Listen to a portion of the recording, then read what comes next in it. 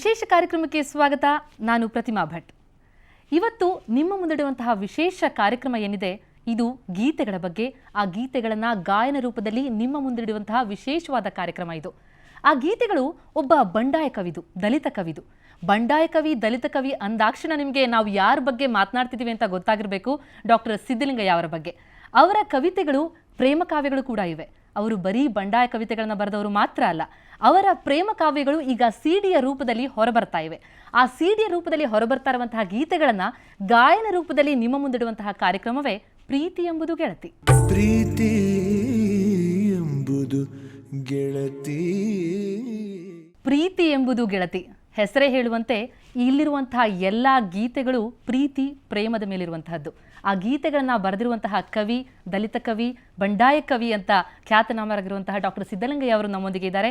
ಕಾರ್ಯಕ್ರಮಕ್ಕೆ ಸ್ವಾಗತ ಸರ್. ಹಾಗೇನೆ ಆ ಗೀತೆಯಲ್ಲಿ ಇನ್ನೊಂದಿದೆ, ಇದು ಪ್ರೀತಿ ಎಂಬುದು ಗೆಳತಿ ಅಂತರಂಗದ ರಮ್ಯ ಗೀತೆಗಳು ಅನ್ನೋ ಒಂದು ಕ್ಯಾಪ್ಷನ್.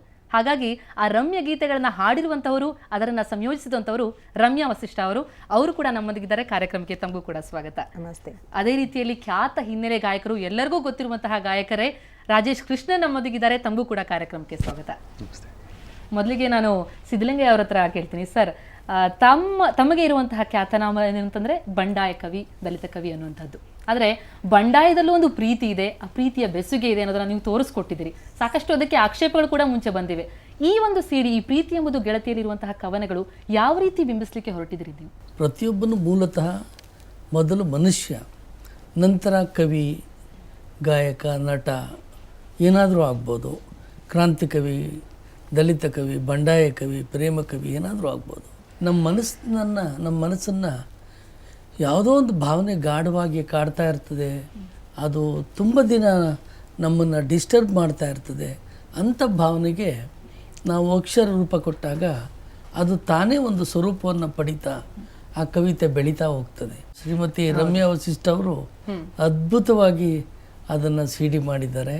ನನಗೆ ಸಂತೋಷ, ಅದು ಹಾಡುಗಳನ್ನು ಕೇಳೋಕ್ಕೆ ತುಂಬ ಸಂತೋಷ.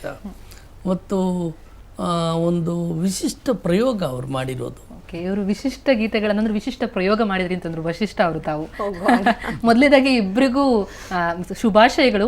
ಮದುವೆಯಾಗಿ ಇತ್ತೀಚೆಗಷ್ಟೇ ಮದುವೆ ಆಗಿದ್ರೆ ಶುಭಾಶಯಗಳು. ನೀವು ಇವರ ಈ ಬಂಡಾಯ ಕವಿಯ ಪ್ರೇಮ ಕಾವ್ಯಗಳಿಗೆ ನೀವು ಸಂಯೋಜಿಸುವಾಗ ನಿಮ್ಮ ಮನಸ್ಥಿತಿ ಹೇಗಿತ್ತು? ಅಂದ್ರೆ ಅವರ ಗೀತೆಗಳನ್ನು ಸಂಯೋಜಿಸಲಿಕ್ಕೆ ಕಷ್ಟ ಆಯ್ತೋ ಅಥವಾ ಬಹಳ ಇಷ್ಟಪಟ್ಟು ಮಾಡಲಿಕ್ಕೆ ಸಾಧ್ಯ ಆಯ್ತೋ? ನಿಜ ಹೇಳಬೇಕು ಅಂದರೆ ನಾನು ಸ್ವಲ್ಪ ಹಿಂದೆಯಿಂದ ಮಾತಾಡೋಣ ಅಂತ, ಸ್ವಲ್ಪ ಫ್ಲ್ಯಾಶ್ ಬ್ಯಾಕ್ ಹೋಗೋಣ. ಫ್ಲ್ಯಾಶ್ ಬ್ಯಾಕಲ್ಲಿ ಏನಾಗುತ್ತೆ ಅಂತಂದರೆ, I was hardly in my 8th 9th ಸ್ಟ್ಯಾಂಡರ್ಡ್ನಲ್ಲಿದ್ದಾಗ ಆ ಬೆಟ್ಟದಲ್ಲಿ ಬೆಳದಿಂಗಳು, which is very very famous, ತುಂಬ ಪ್ರಸಿದ್ಧವಾದ ಪ್ರಖ್ಯಾತವಾದ ಗೀತೆ, ಪ್ರೇಮ ಗೀತೆ. ಯಾರಿಗೂ ಬೆಳದಿಂಗಳಲ್ಲಿ ನಿನ್ನ ಕಾಲು ಸುಡತ್ತೆ ಅನ್ನೋ ಒಂದು ಪರಿಕಲ್ಪನೆ ಪ್ರೇಮಿಗೂ ಅಂತ ಒಂದು ತೀವ್ರವಾದ ಪ್ರೇಮಿಗೂ ಬರೋಕ್ಕೆ ಸಾಧ್ಯ ಇಲ್ಲ. ಆ ತರಹದ ಒಂದು ಪ್ರೇಮ ಕವಿತೆನ ಬಂಡಾಯ ಕವಿ ಬರೆದಿರೋದು. ದೆನ್ ಅದಾದ್ಮೇಲೆ ಸಿನಿಮಾದಲ್ಲ ಹಾಡು ಬಂತು. ಫಸ್ಟ್ ಟೈಮು ಪುಸ್ತಕ ಉತ್ಸವ ಅಂತ ಇವ್ರು ಮಾಡಿದಾಗ ಆ ಕಾರ್ಯಕ್ರಮದ ನಿರೂಪಣೆಗೆ ನನ್ನನ್ನು ಕರೆದ್ರು. ನನಗೆ ಇವ್ರನ್ನ ನೋಡ್ಬಿಟ್ಟು ಇವರೇನಾ ಸಿದ್ದಲಿಂಗಯ್ಯ ಅವರು, ಐ ವಾಸ್ ಸೋ ಶಾಕ್ಡ್ ಅಂತಂದ್ರೆ ನಂಗೆ ನಂಬಕ್ಕೆ ಆಗ್ತಾ ಇಲ್ಲ. ಇವ್ರು ಫಸ್ಟ್ ಆಫ್ ಆಲ್ ಮಾತೇ ಆಡ್ತಾ ಇಲ್ಲ. ಅವ್ರ ಕವನ ಓದಿದ್ರೆ ಇವ್ರ ಒಂಥರ ಗಡಸ್ ಧ್ವನಿಲಿ ಎಲ್ರಿಗೂ ಒಂಥರ ಜೋರ್ ಮಾಡೋ ಅಂತವ್ರು ನಾನು ಅನ್ಕೊಂಡಿದ್ದು. ಇವ್ರು ಫಸ್ಟ್ ಆಫ್ ಆಲ್ ಮಾತೇ ಆಡ್ತಾ ಇಲ್ಲ. ಹೌದಾ, ಓಕೆ, ಇಷ್ಟೇ ವೆರಿ ಮೆಡಿಟೇಟಿವ್ ಮೂಡಲ್ಲಿ ಯಾವಾಗ್ಲೂ ಇರ್ತಿದ್ರು. ನನಗೆ ಅವಾಗ ಅನ್ನಿಸ್ತು, how can it be possible ಅಂದ್ರೆ ಯಾರಿಂದ ಏನ್ ಬರುತ್ತೆ ಅನ್ನೋದು you can never say. So appearance are deceptive ಅಂತಾರಲ್ಲ, ಆ ಥರ ಒಂದು ದೊಡ್ಡ ಡಿಸೆಪ್ಷನ್ ನನ್ಗೆ ಅವತ್ತು ಎದುರಾಗಿದ್ದು. ಆಮೇಲೆ ಅವ್ರದ್ದೊಂದು ಪುಸ್ತಕ ಕೊಟ್ಟರು. ಅವತ್ತು ಸಾಯಂಕಾಲ ನನಗೆ he presented me a book. It was so nice. ಅಂದರೆ ನಂಗೆ ನಿಜವಾಗ್ಲೂ ಅನಿಸಿದ್ದು, ಪ್ರೀತಿಗೆ ಎಷ್ಟೆಷ್ಟೋ ಮುಖಗಳಿದೆ. ಈ ಪ್ರೀತಿ ಎಂಬುದು ಗೆಳತಿ ಅಂತ ಇದೆಯಲ್ಲ, ಅದು ಫಸ್ಟ್ ಕವನ ನಾನು ಓದಿದ್ದದ್ರಲ್ಲಿ. ಪ್ರೀತಿ ಎಂಬುದು ಗೆಳತಿ, ಮಿಂಚುಗಳ ಮಾಲೆ ಏನೆ, ಪಾರಿವಾಳದ ಎದೆಗೆ ಗುರಿ ಇಟ್ಟು ಬಿಟ್ಟ ಬಾಣಗಳ ಧಾಳಿ ಏನೆ, ಪ್ರೀತಿ ಎಂಬುದು ಗೆಳತಿ. I was like, how can it be so subtle and get very. ಆವಾಗ ನಾನು ಐ ಕಾಲ್ ಬ್ಯಾಕ್, ಸರ್ ಏನು ಸರ್ ಇಂಥ ಕವನಗಳು ಬರ್ತಿದ್ದೀರಾ, ಯಾಕೆ ಮುಚ್ಚಿಟ್ಬಿಟ್ಟಿದ್ದೀರಾ ಇದನ್ನೆಲ್ಲ ಅಂದ್ಬಿಟ್ಟು ಅದಕ್ಕೊಂದು ಕೆಲವು ಕವನಕ್ಕೆ ನಾನು ರಾಗ ಹಾಕಿ ಸಂಗೀತ ಕಾರ್ಯಕ್ರಮಗಳು ಹಾಡ್ತಾ ಇದ್ದೆ. ಹಾಡಿದ್ಮೇಲೆ ದೆನ್ ವಿ ಡಿಸೈಡೆಡ್ ಸಿಡಿ ಹೊರ ಅವ್ರು ಪರ್ಮಿಷನ್ ಕೊಟ್ಟರು, ನಾನು ಮಾಡಿದೆ ಅಷ್ಟೇ. ರಾಜೇಶ್ ಕೃಷ್ಣ ಅವರು ಒಂದು ಗೀತೆಯನ್ನು ಕೂಡ ಹಾಡಿದಿರಿ ತಾವು. ಸೊ ತಮಗೆ ಇವರ ಬಂಡಾಯ ಕವಿಯ ಪ್ರೇಮ ಗೀತೆ ಪ್ಲಸ್ ತಮ್ಮ ಧರ್ಮಪತ್ನಿಯ ಸಂಯೋಜನೆ ಹೇಗನ್ನಿಸ್ತು? ಆಗಿರ್ಲಿಲ್ಲ. ಆಗಿರ್ಲಿಲ್ವಾ? ಓಕೆ. ಸಿದ್ಧಲಿಂಗಯ್ಯ ಅವರ ಅನುಭವ ನನಗೆ ಮೊದಲೇನೆ ಆಗಿತ್ತು ಬಿಫೋರ್ ಮೀಟಿಂಗ್ ಹಿಮ್. ಅವ್ರದ್ದು ವಾಟ್ ಇಸ್ ಅವ್ರ ಕೆಪಾಸಿಟಿ, ಪೊಟೆನ್ಷಿಯಲ್ ಏನಿದೆಯೋ. ಸೊ ಆ್ಯಂಡ್ ಅದಾದಮೇಲೆ ಪ್ರೀತಿ ಎಂಬುದು ಗೆಳತಿ ಒಂದು ಈ ಆಲ್ಬಮ್ ಮಾಡಬೇಕಾದ್ರೆ ಈ ಥರ ನನಗೆ that is my second experience ಅಂತಲೇ ಹೇಳ್ಬೋದು. This album was a perfect ಟೈಮಿಂಗಲ್ಲಿ ಬಂತು ಅಂತಲೇ.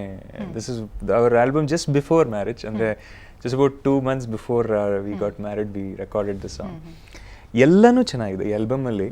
ಫಸ್ಟ್ ಆಫ್ ಆಲ್ ಸರ್ ಅವರು ಬರೆದಿರುವಂತಹ ಗೀತೆಗಳು, ಅದಕ್ಕೆ ದ ಟ್ಯೂನಿಂಗ್, ಗೀತೆ ಇತ್ತು, ಪ್ರೀತಿ ಇತ್ತು, ಜೊತೆಗೆ ಮುಂದಾಗೋ ಪತ್ನಿ ಇದ್ರು. ಸೊ ಹಂಗಾಗಿ ಸುಂದರವಾಗಿ ಮೂಡ್ ಬಂತ ಅಂತ. Within 10 minutes I finish singing the song. ಬಂಡಾಯ ಕವಿಯಿಂದ ಹೊರಬೊಮ್ಮಿದಂಥ ಈ ಪ್ರೇಮ ಕಾವ್ಯಗಳು, ಪ್ರೀತಿ ಎಂಬುದು ಗೆಳತಿಯಲ್ಲಿ ಆ ಹಾಡುಗಳನ್ನೆಲ್ಲ ನಿಮ್ಮ ಮುಂದೆ ಹಾಡು ತೋರಿಸ್ತಾರೆ. ನಮ್ಮಲ್ಲಿರುವಂತಹ ಸಂಗೀತಗಾರರು ಹಾಡೇ ನಿಮ್ಮ ಎದುರಿಗೆ ತೋರಿಸ್ತಾರೆ. ಹಾಗಾದ್ರೆ ಪ್ರೀತಿ ಎಂಬುದು ಗೆಳತಿಯಲ್ಲಿ ಒಂದು ಪ್ರೀತಿಯ ವಿರಾಮವನ್ನು ತೆಗೆದುಕೊಂಡು ವಾಪಸ್ ಆಗೋಣ. ಪ್ರೀತಿ